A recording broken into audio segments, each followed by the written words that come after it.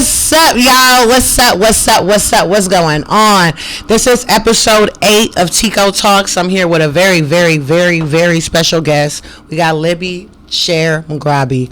What's up, Libbie? How you feeling? Tiko? How you feeling? I am feeling very, very, very good to be here with you. Good, I'm glad. I love your energy. Thank you so much. I love your energy. Let's talk about how we met. Sure. Okay, so we met at the Balenciaga after party, yes, which was such a fun time, with super that really fun cute time. model. Yes, oh my gosh, shout out to Alton. Shout out to Alton. What's his name? Alton what? Rose? What? He's famous, he's hot, famous. he's sexy. He's yeah. very famous. And he was really nice to us. He was. And Our picture kind of looks like a threesome's going It on does. in it. I It's kind of really like it. me Like too. legs are up Me and too. he's Me too. grabbing Super it sexy. and your leg is up too. I mean, it He's was really cute. it was super dope. Yeah, we look Did you have a fun time? I did. I had a great time. I had a great night. Did you take advantage of the open bar? John, I'm trying to think that I think. Did you? Did you? No. Okay. The drinks they were okay. You know, I've been trying not to. I'm not really drinking right now. Okay, that's totally understandable. Yeah, it was good though. It was a fun time, and I'm really glad that we connected. Well, I had a couple drinks. Oh, you got to have had. course I I had mean, a it couple was the drinks. party. I know. It was like kind of black and kind of ravey. was really fun. Right? It was Yeah. like I could only imagine. I feel like it kind of felt like a European party. It did. Right? Kind of feel like. Demna, the designer, I think it was his party, and he's European, isn't he? I think so. I I'm think pretty he's sure. Russian, though. I'm pretty sure, but that's cool. It was really, really dope. I liked it. It was like different. It was like a different type And of I like the party. place in Chinatown. Me too. I really know, because cool. it looked like a warehouse, I but know, it was inside cool. it was like this freaking rave. It was a fun party. Offset was there. I met Offset there. was there? I met Pusha T there. Nobody. I and met take you. pictures with him. No, I swear. Dan, throw up those pictures right now. We got pictures with Pusha T. Offset Everything. was It was Offset was there. Really? Yeah, smoking weed, just walking through, looking so Really? cool. Yeah. I have to look at what he looks Really, like. really Is he sexy. cute? He's so sexy. Oh my gosh. Is he? Yeah, I'm totally down to be a third Cardi, by the way. You Offset me. I mean, we all could be together. With who? I'm not tripping. Because that's Cardi B's husband. Oh, Offset is Cardi B's husband. Yes. And isn't their daughter's name Culture? Yes. Right. I Isn't made her a that cute? hat. I was supposed to send it to her, but Oh my I God. spelled it wrong. You spelled it with a C instead of a K? Yeah. It'd be like that. It's all good. I'm glad we met, though. I'm glad we met. Oh, man. Let's get into the first question. Sure, let's do it. Okay. So the New York press dubbed you Yes. as the $100 woman. $100 woman. What do you think about that nickname? I think that $100 is a lot of money. $100 million is a whole No, you said lot. $100. No, they dubbed you the $100 million But you said woman. $100. Hey, if I said $100, then shit, $100 is still a lot of money too. I'm not gonna lie, shit. You know what I'm saying? I ain't gonna lie. That could buy me a lot of weed. I think that a lot of people like to talk about people's money, but Yeah. you know, I mean, there's a lot more that people have to offer, I hope, than their money, but you know. And yeah. It's a funny nickname. The press is gonna run whatever nickname they love want, it. right? I don't know why. They're gonna dub they you love whatever, this $100 million right? thing. And my Exactly. parents always told me, and my grandparents, never to talk about money in public. And Exactly. everywhere I look, it talks about my money in public. Exactly. And I mean, it's kind of public records, right? It's well, yeah. The press also they make up their stories too. Exactly, they do. Like You what can't really rely on. they the were news. calling Anna Delvey the Russian Harris, right? In the press, they were building that all the way Right. up, and that wasn't even true, right? So Is she they'll still make an the- heiress? She never was a Harris. What is she? Well, right now she's an inmate. Oh, she's in jail.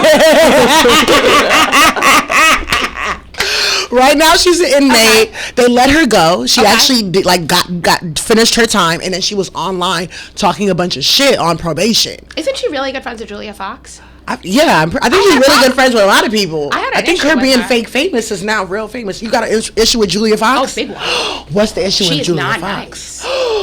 She's not a nice girl. What and happened? I read that they're besties. I could see them going together. What happened? Just in Paris, she was very rude about trying on a wedding dress of my friend and getting paid. Oh wow! Yeah, she was very aggressive It's about it. That's kind of weird for her to be like that. I know it's because she was with honestly Kanye though, but he was in the other room. So I don't think they were really together. Okay. They were just kind of like faking it.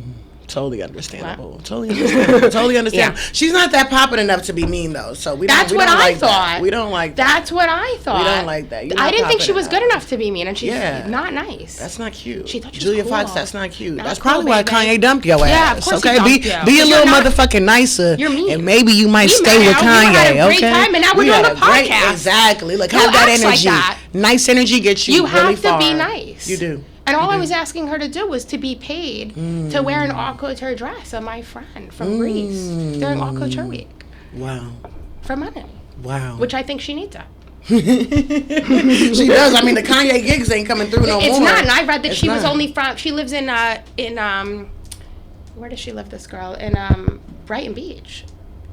She does. Yeah, and the baby daddy's a pilot. Oh wow. Yeah. Oh yeah, because she does have like a little 1-year-old or something. Right, with like the pilot in Brighton Beach. Oh wow. Okay. Wow. Where are you living now, Libbie? I live in New York City. Okay, on the Upper East Side. Oh, nice. Is New York City like one of your favorite cities to live in? What's been your favorite city to live in so far? My favorite city to live in is Miami. Okay. I love Miami. I like the sunshine, and I like the vibe, even though it's a little cheesy. Yeah, a little bit. I do cheesy, though. Yeah. I like the beach. Me too. I like the weather. I like being close proximity to the water. I think Miami is just aesthetically pleasing. Yes, the culture is all big butts and kind of like I like it. Whatever, you know. It doesn't bother me. It doesn't bother you too much? No, I like it. You like it? But you do. Let me see. You got a big booty? I used to when I was younger. Okay. Oh, nice. But I do. I like that Miami life. Balenciaga jeans. Yeah, we see that with the Valenci's. We see that. We see that. Okay, I can understand that. Okay. So Miami's been your favorite city to live in. It has been. What about your favorite city to visit? City to visit is London. London. Yeah. It's the vibes, right? I love London. I can see it's a lot of inspiration being there, right? It's just really proper, and the people are just more refined. Nice, exactly. They have a little bit more class. Okay, I can understand that. I gotta get to London. I gotta go with the people with the classes. Manners. Okay, I like that. I like that a lot. There's not a lot of racism also in London. It's really? No. Wow. It's much more. I don't know, more advanced. Proper. Exactly. It's a cultured, proper, open, cool place. I gotta get back to London. And people are fun and funny. Are the bars fun? Yeah. The nightlife popping? Yeah, my nightlife's amazing. Wow. It's fabulous. Oh wow. Better than here. Have you been to Tokyo? No, I want to go. I want to go too. I'm dying to go to Japan. I want to go. That's where streetwear started. Exactly. That seems like a lot of inspiration. I know, that's where I really want to go. We'll link up and go crazy out Let's there. go. Crazy out I like there, Maui. baby. It's really close to it. Ooh, really? Oh, because it's on the other side of the world, right? So. Because I can only imagine that. I can only imagine that. Is the world round or is it flat, Libbie? I don't know. Are we even going to have a world soon? I don't know. With all this plastic? Tell me, what type of background do you come from? And when exactly did you find your love of art? I found my love of art when I was a little girl. Okay. What background do you come from? I come from an art collecting family. And actually, I have an artist calling me right now. My grandparents were art collectors. My dad was a collector. Oh, wow.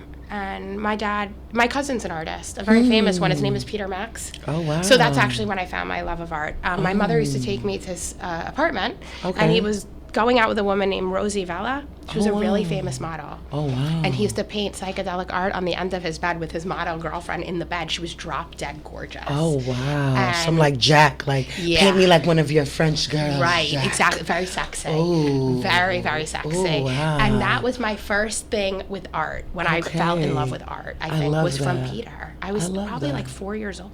Wow, that's so cool. That's so awesome. I love that. I love that. Okay, now we got to get into a little bit of tea. It's okay. What's tea? So how did you and your ex-husband, David, actually meet? He was actually sitting next to my mom on an airplane going to Aspen, and my mom had the pleasure of introducing me. Really? Yeah.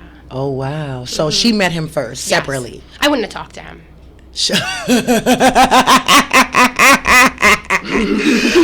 I mean, I heard he's like 5'4", so yeah, I mean, honestly, I did notice him.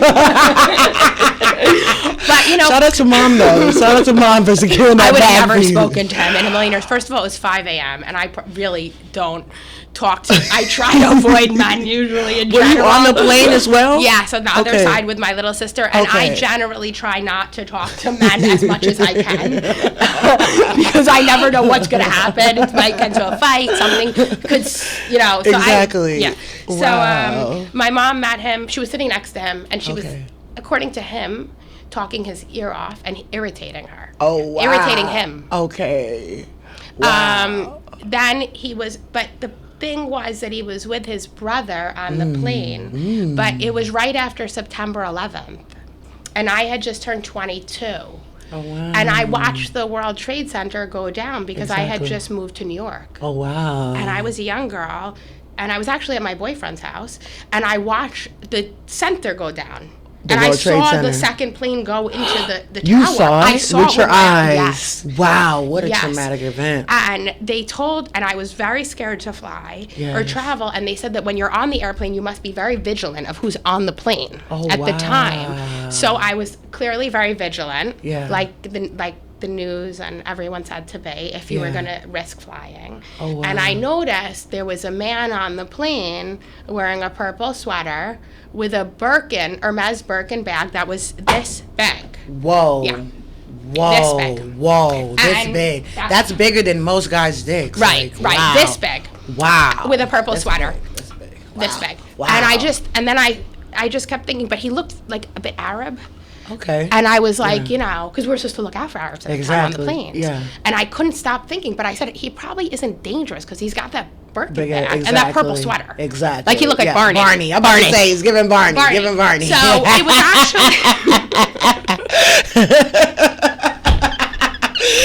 Barney. No, seriously, Barney. But it wasn't him. It was his Barney brother. with the Birkin. Right. Well, yeah. That's his new name. It was his brother. And his name's actually Tiko. Wow. Yeah. Oh, wow. That's out here stealing my name. We coming for you with a cease and desist. Rico Tiko. So anyway, so his name was Tiko. Wow. And we then had connecting hotel rooms. So first on the plane, then the brother who I thought was his boyfriend. I love gays. All my friends are gay, and I love, it's Pride Week. But shout out to Pride. Shout out to the gays. My assistant Daniel is gay. Right. John's gay. All the guys I work with in fashion are gay. I love, it's my vibe. Exactly. So I assumed, between the Birkin and the purple sweater and the look of the two together. Yes. They seem very, familiar. Yeah, definitely. That they were safe. And most guys, when they have, like, style, like, you kind of assume they're gay. It's kind of messed up, but it's like guys with the best style are usually gay. So it's kind of, like, hard to, like, kind of decipher. He's not gay. He's not gay, no. But I'm just saying when you meet a guy with style, he's just artsy. You kind of be like, oh my gosh, is he gay? Is he not? Because a lot of guys just don't know how to put shit together. No. Can we say that? Yeah, can we? Men do not know how to put shit together, right? Women are the fashionistas. Right. So when a guy has a lot of style, you're like, right. He's probably gay. Well, he was like Metro Man anyway. Oh, so was he Metro? What is Metro? Metro is like, I guess, like kind of like really taking care of yourself, almost like a woman would. Right. You know. So he is. So anyway, okay. yeah, he's Metro. Okay. So they're both Metro. Okay. So, but not gay. Just Metro. And you heard that David is not gay. That's what we're saying, David. Gay. We're not slandering you, okay? No, God damn it. letting you know you're not gay. Don't start with that shit. Don't bring it to the Tiko 10, David. Don't bring it here. Don't bring it here. No, don't bring it here. I got your back, Libbie. Right, thank you. Man, we'll have my thugs come up in that bitch. So long story short, yes. Then they were. We got to the hotel and they were in the line, and I couldn't not notice this sweater with this Birkin bag. Yes. This purple and the Birkin Barney thing. Did you feel compelled to talk to him? No. Okay. No, it just was you were just noticing him. Well, I noticed anything purple. First of all, I love purple. It's my favorite color. Like I noticed your scissor, and I love purple. I'm a purple person. Okay. So it's hard for me not to notice purple when I say it. How did you end up actually having conversation with him? Well, so then we have connecting hotel rooms. How? I don't know. It was weird. So was he able to like just walk into your room? Pretty much. Oh wow. No, he didn't come in my room. Did a secret fantasy go down? No? He didn't come in my room. I went to his room. Okay. Oh, He okay. was sharing I a like room that. with We his like brother. that. Yeah, I went to his a room. girl that knows what she wants. We like that. And we had connecting balconies. And okay. when he was not there in the room, I was checking over the balcony to see if he was in the room, if he was going to call or something. Oh, back wow. and forth. Yeah. Oh wow. Mm-hmm. Cute. And then from there was a whirlwind romance. I don't know if I would call it a whirlwind romance, but I would definitely say it was some type of romance. Yes. Okay. Whatever a romance can be for a 22-year-old. Okay. Which would feel like a whirlwind when you're 22. Did you want to get married? I had to get married. For his papers. For my parents to allow me to sleep. I know he wasn't speaking English, so sorry. I'm just a little, I'm just assuming. I'm just assuming a little bit. He's ESL, English as a second language. So your parents wanted you to get married? Well, they said I had to get married if I was going to sleep out of the house at a boy's house. I have to get married because I can't come home. Because you're Jewish. Right. Oh wow. So you had strict Jewish parents. Yes. Oh wow. So if I sleep there, I can't come. I have to stay there. Oh my gosh, that's kind of like foreigners do all of that. I swear, because that's kind of like Nigerians too. Like if I sleep there, I have to stay there. Wow. So we were on and off for a while because he didn't really understand that concept. Okay. And then he proposed. Oh wow. Where did he propose at? His mother proposed while I was in his bathroom. Are you in the bathroom? Well, outside of his bathroom, in his bedroom, he had just come back from the acupuncturist. Okay. He couldn't walk. Okay. He had emotional back pain. Okay. So his mother basically said, "Oh, if you don't need a ring, then you could just get engaged right now. We're having a party tomorrow. Boom, you're engaged." And the next day we had an engagement party. Wow. The marriage lasted 20 years? Not 20. How many? Well, I got married when I was about 25 to... I was married for a long time. A long time? Yeah. Like 15 years? 16. 16 years. Okay, wow. 16 years. That's a long time. Were you happy during those 16 years? There were times when I was very happy, and then there were times when I was very upset. But marriage is like that. Exactly. It's not up every and day down. isn't good. Exactly. But eventually, he's a really nice person. We just grew apart. We just actually genuinely just grew apart. In different directions. Yeah. I grew, and he probably wanted to stay the same. Right. That's totally understandable. That's totally understandable. So one branch went this way, and the other branch just stayed. They're like, I'm chilling right here. I'm chilling. I don't need to grow. He'd be chilling. But two beautiful things came out of it. You had two kids together, right? 2 beautiful children. Do you feel like they take after you or their father more? Me. 100%? I see very, very few similarities. Minus my daughter's possible hair type. What type of qualities did they take from you? Well, they're both extremely, extremely bright. Okay, we love that. They're both very creative. They are outspoken. I love that. They want to be adults, even though they're children. Yes, we had a conversation about that. They tell me what to do, but I did the same when I was younger to my parents. Exactly. They remind me a lot of myself, sometimes too much, because you fight with people that are like you. Exactly. Because you're battling. It's like exactly. It's like a what's it called? It's like a friction almost. It's like too much of you. Exactly. Yeah, and too much of me is a lot. So I get what you're saying. Yeah, I get what you're saying. But they're amazing kids, and I'm so blessed to have them. That's awesome. They have a good relationship with their father? They do. That's awesome. That's great. They do. He's a great father. He's a great guy. Really? Yeah. Is he? He is. Really? Yeah. Then why aren't y'all still together? He's fucking fabulous. Why aren't y'all still together? Because I grew in a different direction. And you just didn't want to stay with him? I couldn't stay with him. You couldn't? Because you wouldn't. It would be impacting your growth. It was impacting my growth. You got to choose you.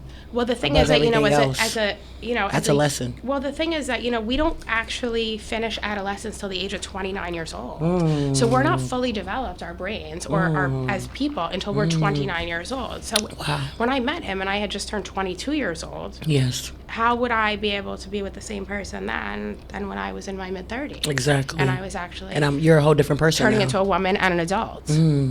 Totally understandable. Wow. But when I met him, he was 30, so he was already out of that stage. Exactly. So that's the problem sometimes with an age difference. I think it's really good to have a really big age difference. Yeah. Or a very small age difference. Exactly.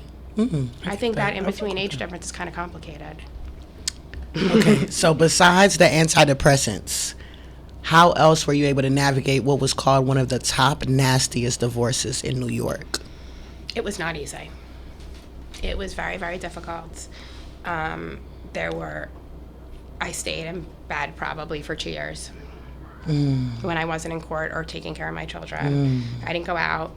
I was embarrassed of everybody and everything. I was scared to death. I had no idea what was going to happen. Oh, wow. Well, I knew I was going to always be fine. Yes, but it's still like navigating just not through a corrupt court system in New York that is completely not fair towards women, no matter what. They always side with the man, no matter what. It doesn't matter. Even if he's an alcoholic, if he cheated, if he whatever, it just doesn't matter because it's a no-fault state. Really? So no matter what happens, it's no one's fault.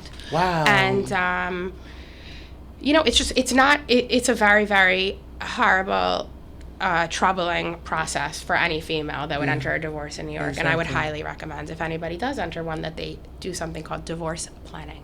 Look, that's good advice. Y'all hearing Divorce this? planning. This is great advice from Libbie, man. She's People lived through it. You survived it. And I didn't listen. My mom told me, my dad told me, my sister told me, and I was like, divorce planning, really? Wow. That seems kind of tacky. Yeah. But I didn't really realize you must divorce. How much it was gonna. You have to divorce plan it. Like when they sell, like when people say like you have to like hide little money away and like always keep your own little source. It really means it's true. But I actually think that people shouldn't divorce plan anymore. I just think that it's really important that every single woman has her own career. Exactly. And her own bank account. And her own credit card. And her own everything. So then you don't have to do something called divorce planning and hide like little scrounges of money. Exactly. You know, you just have your own thing and you do you. And then you come together as a couple and you're more on equal footing. Do you feel like this situation, do you feel like it empowered you? I do. Would you do anything different? When? Throughout the situation? Would I went back and did something different? Yeah. Yeah, there's a few things I would have did different. Okay.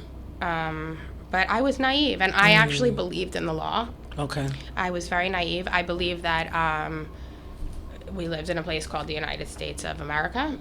And that you did the right thing. And so if, that you it would be know, okay. and that, you know, if you're married and you got 50-50, and I just had no idea of how corrupt. The corruptness. The corruptness of the court system in New York. Oh, wow. Especially towards women. It's so fucked up, man. It's bad. It's so fucked up, man. It's bad. Very bad. I have a whole divorce group.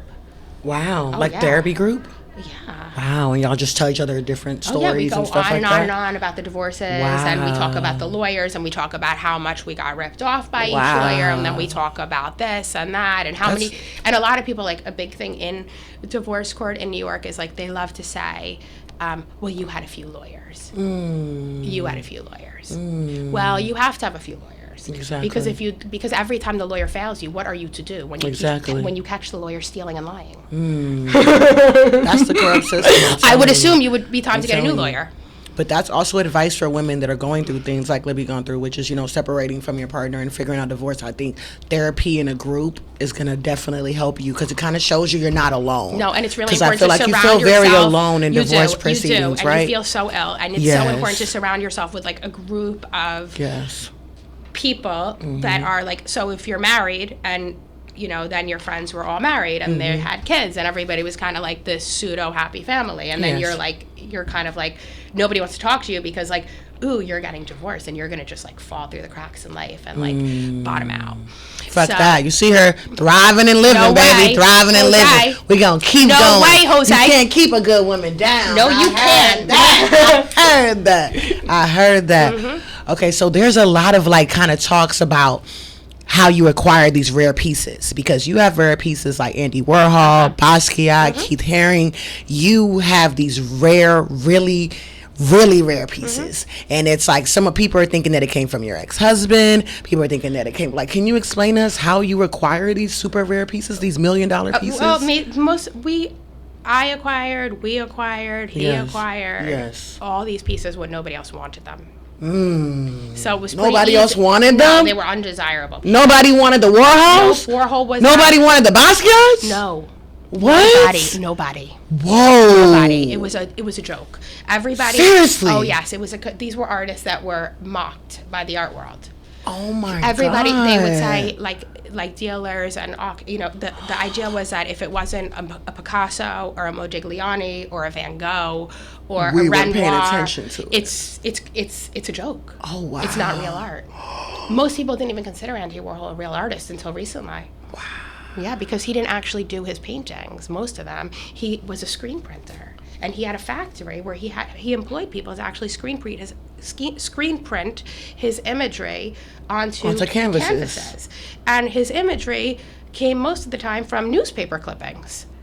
So he was kind of like a graphic designer. Kind of. Not necessarily such an artist. Exactly. He was more of like, well, he was an artist, but it was a different kind, not the painting. He changed what art is, because now the biggest artists of our time, like Damien Hirst, Jeff Koons, I'm trying to think who else.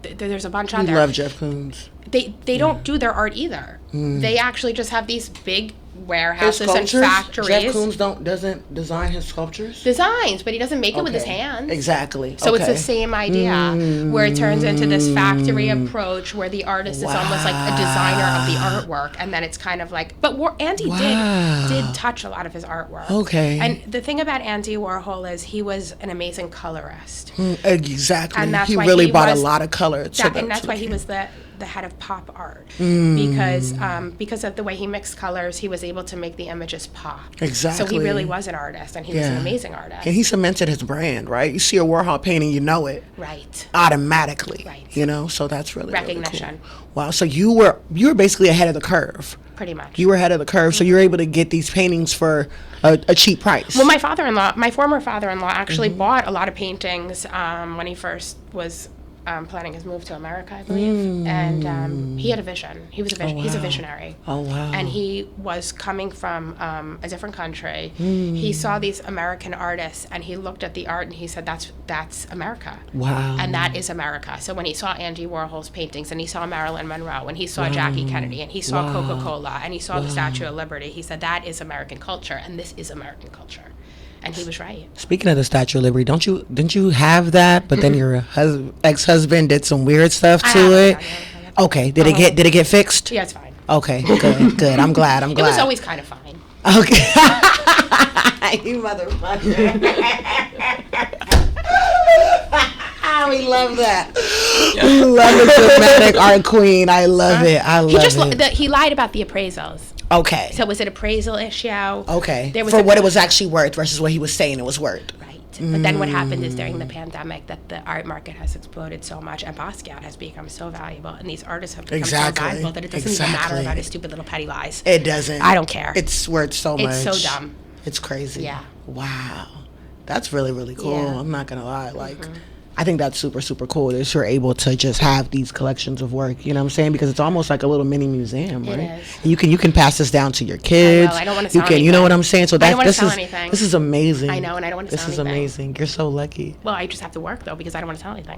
And that's what we used to do. We're art dealers. That's what we used to do. When times start getting a little low, you like, hold on. Wait, should I sell something? It's like, do I want to sell something? And no, I think I need to work.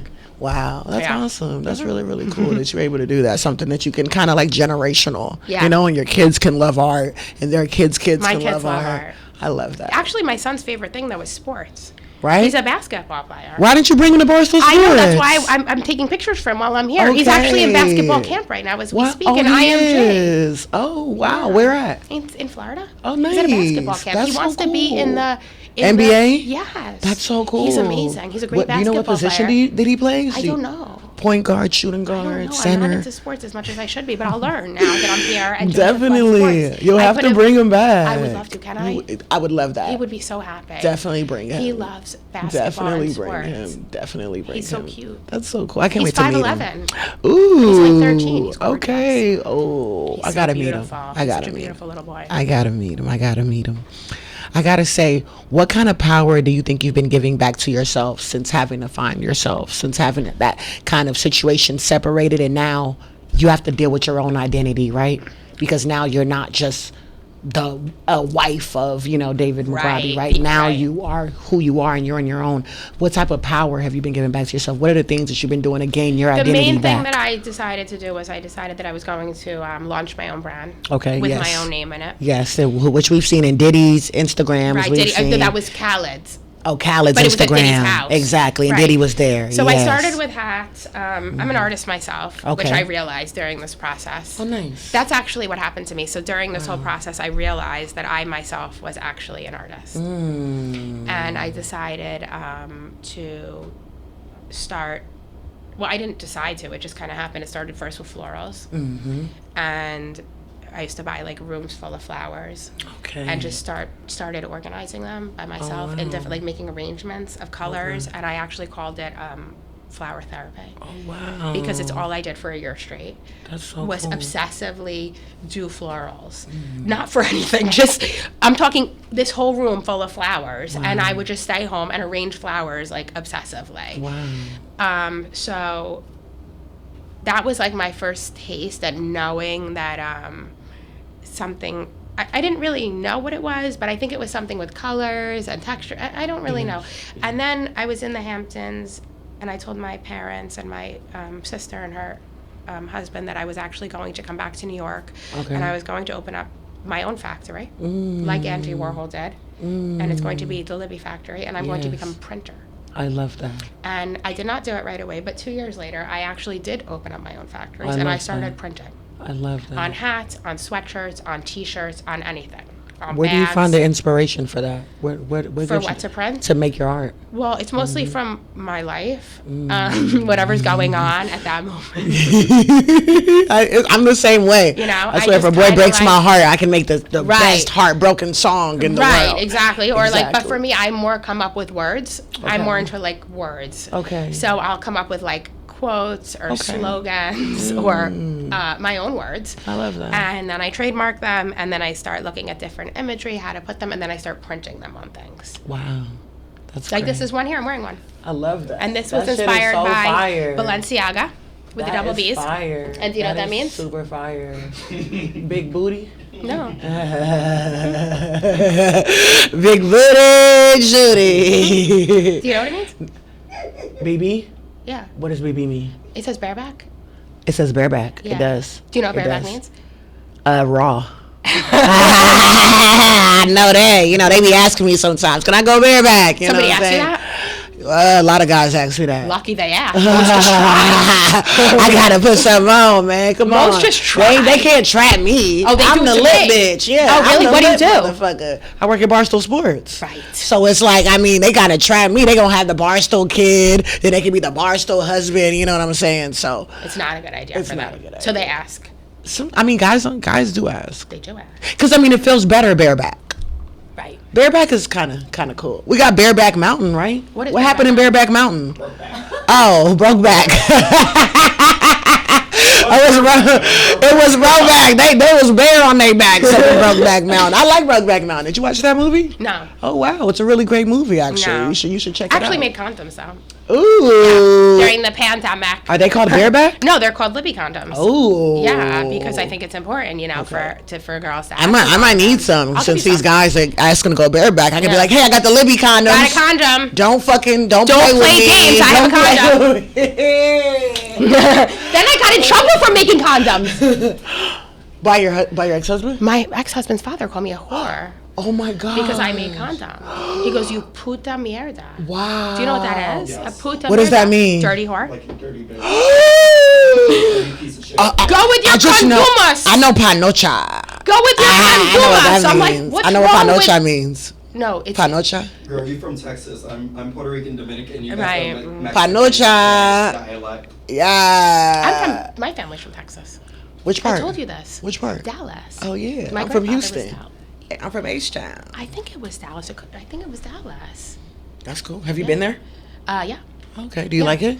Yeah. I mean, I haven't been there really that much recently. I went a couple times when I was like younger. I don't know. It's cute. It's cute. I was gonna go to Austin actually this week. Oh my gosh. My healer's there. Oh really? Yeah, he's an acrobatic yoga. That's something I else that love Austin. you do. It's such like a hipster little. It's like a mini California in Texas. yeah, that it's he moved super there cute. from California. Super nice vibes. I really like it a lot. It's just like a hipster town. I like the hipster Me towns. too. Honestly, A lot like, of healers there. I like the hipsters. I Me feel like too. I fit in Me with too. them. I You do know, too. I swear they just want to smoke weed and chill, chill. and like you know, like they're not talking about money and No. talking about all this other crazy shit. They just enjoying life Yes. as we should be. But right? I'm like that.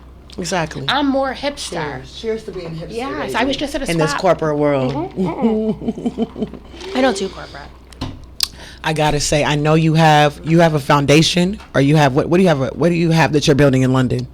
Oh no, in London I took over. I funded a program. So I'm a really big believer in philanthropy and charity and giving back in general. Okay, I love that. Yeah, I think it's really important. It is. That's how you get more blessings. I think so. It is 100%. Well, anyway, I'm Jewish, and by Jewish law, yeah, we are obligated to give certain amounts of whenever we get something. We have to give kind of like tithes, exactly. Yeah, we have to by the rules. Yeah. So I'm just so I always wanted to kind of like make a mark. Okay. For my children. I love that. Kind of like leave a little imprint. Yes, exactly. A little stamp. Look, your mama changed the world. Your mama did something, and that's your mommy. To make the world better. Right. Yes. So when I got the opportunity to fund this program, I obviously took it very joyfully. That's awesome. And it's called Fashion in Motion. Fashion in Motion. It's at the Queen Victoria and Albert Museum in London, and it's the fashion program. Pretty much of, I think, the UK. I love that. And it's really 3 free fashion shows a year. Okay. And it gives the general public access to front row for free. Oh, wow. Watching the top designers, whoever is of the choice, whoever the committee and everybody kind of decides on, a front row chance for free of sitting front row at a fashion show. Wow. Yeah, so it's really, really very sweet. It kind of sounds like it could compete with the Met. Well, it's better than it. Kind of sounds like it. I'm not going to lie. I mean, I know the Met has become all about clout, right? What? Ew. Even my daughter. Oh she's my like, Mommy, now gosh. it's influencers. Maybe you're right. This year was probably the worst fashion in Met history. I have never seen Met Gala pictures where I actually like the fashion. Have you? Every time Rihanna comes. Oh, I love that. Every time Rihanna comes. Rihanna does that. Every time Rihanna comes. Rihanna does. Exactly. Anything. The pink dress that she wore. I don't know. Anytime I see a picture of Rihanna anywhere, she is just so. She's so confident. She's so confident. She is just and we love so that. We love amazing. that. We love that. I love Rihanna. We love that. Where did you come up with this idea? Did you get inspired by the Met, kind of, in wanting to do your own thing? No, not at all. Actually, I just went over to the museum. I had finalized my divorce, and I had some, I had some extra money. I had some extra money, and or actually money for the first time in a long time. Money that wasn't controlled. Money that wasn't controlled by man. Yeah, I had actually some money exactly in my own bank account. We love that. Yep. Taking back your power. Taking back my power, and I got some of my own money in my own bank account, and I was very excited. Yes. And I had been working with this very nice gentleman from England who came to me from the beginning when I don't even know why he came to me. I literally was down and out and broke. And he came to me with all these plans of what I should do with my future, and I'm like, future? Do you know? But I had a lot of pride, so I didn't really want anyone to know what was going on. Exactly. Yeah, I never really told anybody, and I just always kind of just like sat up tall and pretended to be a warrior. I put a tough face on. Yeah, fake it till you make it type of thing, and like no one really knew what I was going through. No, not at all. Wow. And I didn't even tell my parents. I didn't tell anybody. Wow. No one. Because you were really depressed after the divorce. Well, I was scared. We're scared. I was also like, like, what happens next? Well, no, I was really scared. What were you scared of? Him.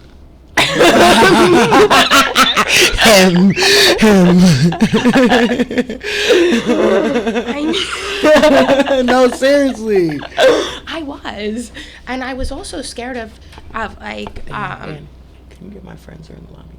I just told them that we're almost done. Okay, cool. Okay. I was left without a home or anything, so I was left homeless with the children in New York. Well, I thought you got the house in Hamptons in the divorce. Yeah, but I couldn't live there in the beginning. Why? Because they said if I don't bring my children back to New York City, I'm going to lose custody of my children because they were enrolled in school there, and I had nowhere to live in New York. Oh, wow. And I had no credit card and no money, so I had to check into the Regency Hotel without a credit card that worked. Oh my gosh, she was on some Anna Delvey shit. Well, no, it worked. She's like, Anna, don't compare me to that bitch. I did actually pay for my bill. That's why she's not in jail. So I paid my bill. But I did have a credit card, and it was it was like a debit card. So they had to be in New York City. Right. Not the Hamptons, which is still kind of like the state, I had to sell my right? engagement ring to pay my credit card bills for 2 months to stay in a hotel. Yes, I had no money. I was broke. My God. I had nothing. I was left with nothing. Wow. Nothing. Not a credit card, not a dollar, nothing. So of course you were scared. Of course I was scared. I was petrified. But how, like, you're here and you're confident and you're killing it. I see you with the Balenciaga. I looked like I was killing it then too. You look really goddamn good. Thank you. You look really good. I'm happy. I'm so proud of you. Thank you. I wanted, like, my last question to you, and really what I want to know also too the most is, what's next for Libbie Mugrabi? Libbie Cher Mugrabi. Well, what's next is, making this program in London. Yes. Very well known. Yes, I'm with that. Because the last time a woman historically took over. That sounds so good. So what I learned is that the last time somebody took over a fashion program historically was Anna Wintour when she took over the Costume Institute.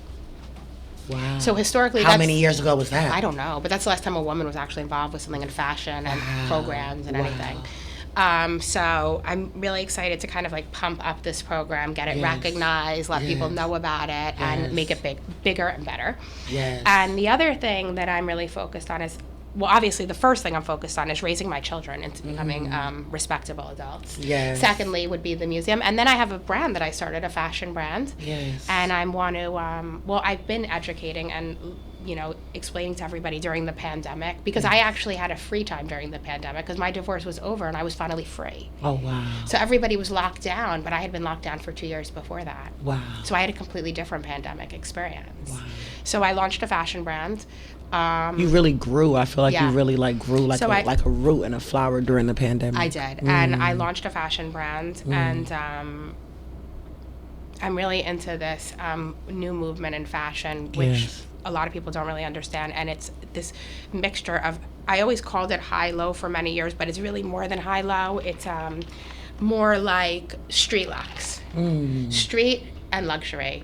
So I've been working on it for 2 years, and I'm about to finally really launch. I feel like Virgil did a good job with that, right? No. I'm talking high-low. I'm talking street luxe. I'm talking... I mean, he did Louis Vuitton. I'm talking about a merge of high, and low. Okay, wow. Yeah. That is a merge. I'm talking about all couture meets street. Wow. I'm talking the highest and the lowest. Wow. Merging it together into one look, which is pretty much how I dress. That's what you do, exactly. I know, I've been doing it for years. You do it. But now I'm going to move it into, a real thing. Well, people are trying to do it, but nobody's really getting it right. But that's because they need a woman. Exactly. I thought fashion designers were women. I'm telling you. Coco Chanel. Woman. Elsa Schiaparelli. Woman. She worked with the artists. I'm also working with a lot of artists with my fashion brand. I'm working with tons of artists. I love that.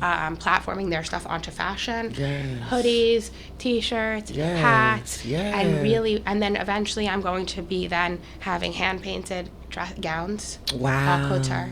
Wow. Limited editions. Wow. Mixed with stuff that everybody could buy. I love that. Like my hats. I love my that. hats will be for everybody. Your hats are so fly. They'll be for everyone. I love it. Y'all got me one, right? Right, John? Yes. Okay. And actually I'm going to launch with a diamond hat. Yay. A hat with diamonds. I love that. That's kind of like street and luxury. That's like, so you're really doing it. Oh, yeah. So I'm going to start with a limited edition of diamond hats. Wow. Which will be extremely high. Wow. And then there will be crystal versions, which will be like more luxury, I would say.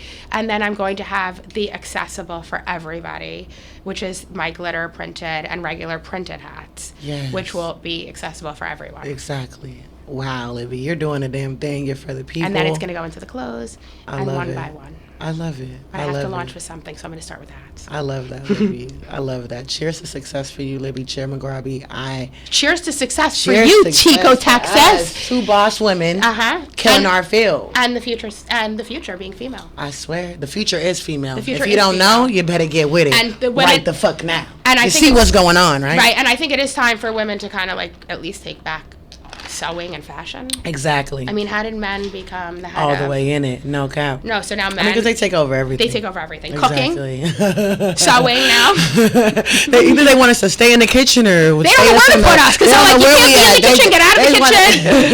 They want us to stay in the bedroom sewing, for sure. But now you can't sew because we're taking over fashion. I mean, no. Literally, it's crazy. It's crazy. They want to. They have every business now. Exactly. But they're coming back to women. Exactly. I'm coming back with fashion. We are. There's we no are. female.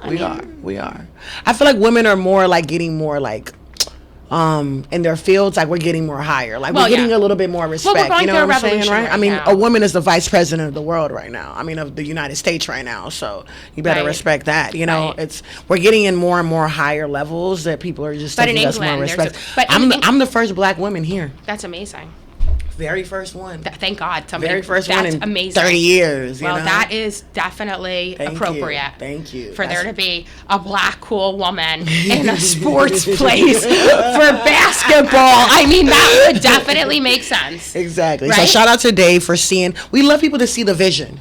Right? We love everybody that sees the vision, and Dave, he obviously saw the vision in hiring me and making me the first black woman content creator and picking me in specifics. So I think we're in our field. An amazing woman. We have to thank you so much. Yeah, you're an amazing woman too, and honestly, you're very inspiring. Oh, thank you. Just reading up on your story, because obviously I had to research you for the podcast. Just reading up on your story, I just see that you've went through a lot. I did. And to see you right here standing, so in your power, standing up, like it's like you didn't even get hit. It's crazy. Well, I have one of the songs that I like to play. And it's called I'm Still Standing by Elton John. Ooh, I love that. I'm still standing. You can never know what it's like. Hey. I think we need to play that to close off the podcast. Yeah, let's put it on. Let's play that I'm Still Standing.